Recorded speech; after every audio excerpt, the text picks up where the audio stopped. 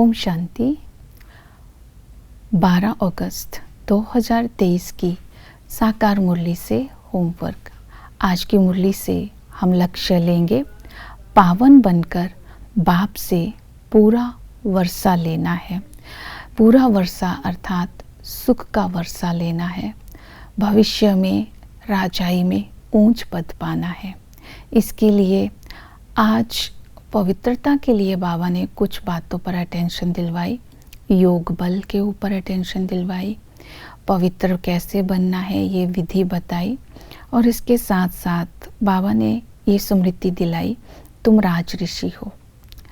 राज ऋषि सारा दिन अगर ये टाइटल स्मृति में रहेगा तो योग भी लगेगा और पवित्रता के संस्कार भी आएंगे, क्योंकि राज ऋषि का अर्थ ही ये है राजाई के लिए योग लगाना, और ऋषि का अर्थ है इस पुरानी दुनिया का और विकारों का संन्यास करना, त्याग करना। तो ये दो बातें आज अटेंशन में रखेंगे। योग के लिए आज बाबा ने भिन्न भिन्न युक्तियाँ बताई।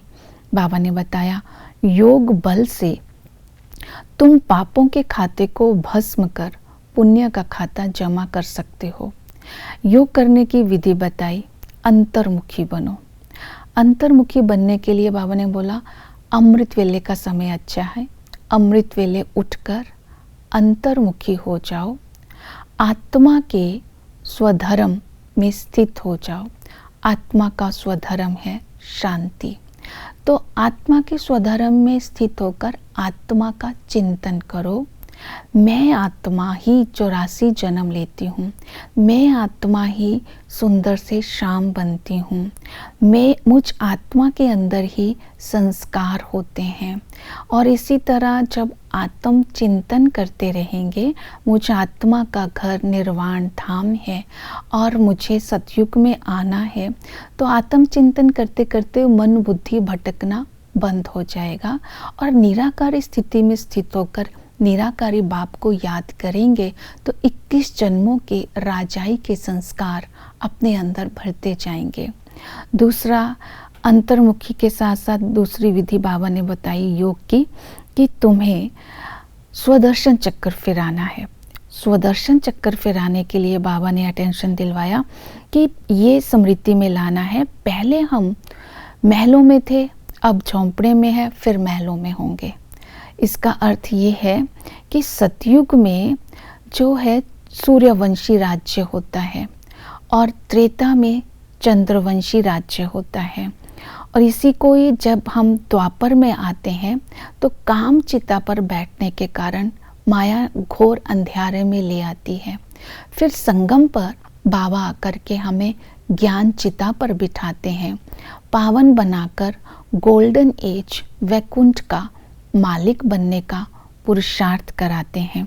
तो इसी तरह जब हम ये चिंतन करेंगे, स्व का दर्शन करेंगे, तो ऐसा बनाने वाला पिता स्मृति में आएगा। नया जन्म, नए संस्कार आत्मा के अंदर आते जाएंगे। फिर योग की तीसरी विधि बताई, संबंधों से याद करना। तो बाबा ने कहा कि बागवान के रूप में मैं आकर के तुम्हें नंबर 1 फूल बनाता हूँ और मैं तुम्हारा बालक हूँ, क्योंकि तुम संगम पर मेरे ऊपर बलिहार जाते हो।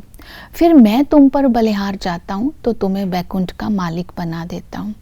पिता के संबंध से मैं तुम्हारे लिए बेहद का वर्षा देता हूँ। हथेली पर बहिश्त लेकर के आता हूँ। टीचर बन करके मैं तुम्हें रूहानी पढ़ाई पढ़ाकर ताउसी तख्त का अधिकारी बनाता हूँ।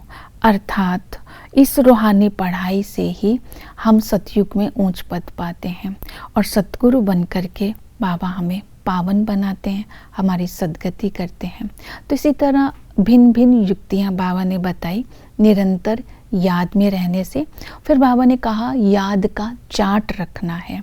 जितना चार्ट रखेंगे उतना बहुत अच्छा है कि सारा दिन बाप की कितनी याद रहती है, लक्ष्मी नारायण को वरने लायक हम कहाँ तक बने हैं और कितनी सर्विस करते हैं, इस बात का चार्ट रखना है। दिल दर्पण में बाबा ने कहा देखते रहना है कि हम अपने लक्ष्य को प्राप्त करने लायक बने हैं। फिर बाबा ने पावन बनने की जो विधि बताई है, स्मृति में रखना है कि तुम राज ऋषि हो। राज ऋषि, बाबा ने कहा दुनिया वाले ऋषि तो घर बार छोड़कर जंगल में चले जाते हो, लेकिन तुम घर बार में रहते पुरानी दुनिया को अपनी बुद्धि से संन्यास कर देते हो, अपनी बुद्धि से पुरानी दुनिया का त्याग कर देते हो, क्योंकि तुम्हें पता है कि ये सारी दुनिया अब खत्म होने वाली है। क्योंकि बाबा हमें नई दुनिया की स्मृति दिलाते हैं, हमने अभी नई दुनिया में जाना है।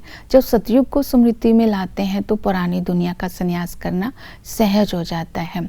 ऋषि का मतलब पवित्रता भी है और ऋषि का मतलब त्याग करना भी है। तो त्याग बाबा ने किस चीज़ का कहा है कि इस समय हमें अपना सब कुछ समर्पण कर देना है। बाबा ने कहा कि जितना तुम इस समय पुरुषार्थ करेंगे, सब कुछ समर्पण करेंगे, उतना ही भविष्य में तुम्हें प्राप्ति होगी। क्योंकि इस समय 3 पैर पृथ्वी लेकर अगर तुम कॉलेज, हॉस्पिटल कम कॉलेज खोल देते हैं, जिससे आत्माएं एवर हेल्दी और वेल्दी बनती है, इससे तुम्हारा भाग्य बनता है। इसलिए बोला त्याग से भाग्य। और पवित्रता के लिए बाबा ने स्मृति दिलाई, तुम स्मृति में रखो हम ब्रह्मा मुखवंशावली ब्राह्मण हैं, हमारा जन्म ही पवित्रता से होता है। तो संगम युग पर हर ब्राह्मण में कोई ना कोई विशेषता ज़रूर है। अपनी विशेषता को सेवा में लगाकर जितना स्वयं में संपन्न बनते जाएंगे, संपन्नता से पावनता स्वतः ही आती जाएगी।